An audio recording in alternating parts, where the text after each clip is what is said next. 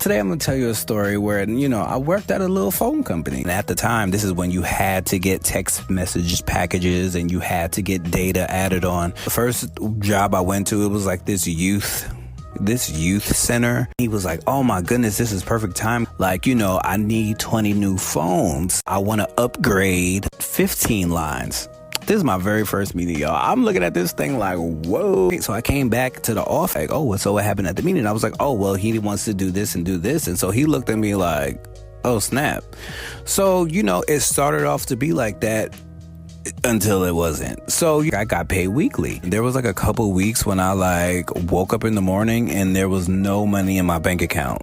Like, I would just be like, I know I got direct deposit. So I would email him. He's like, oh yeah, I have a check for you at the office. So that happened twice. So I'm like, okay, all right. And then, everything was fine. There was a time I woke up, there was no money in my thing. And so I told him, I'm like, yo, I keep telling you about this money situation. I said, if my money is not there, I'm not showing up. He was like, yo, I'll give you cash out my pocket when you cash the check, then you could just give me the money.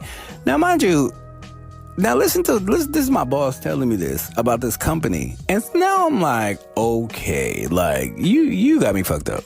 So I went and got my money because I needed it at the time. So I went, he gave me the money out his pocket, cash, and then when I got my check, I gave it to him and all that shit. Just brrr. Thank you for calling AT&T Wireless.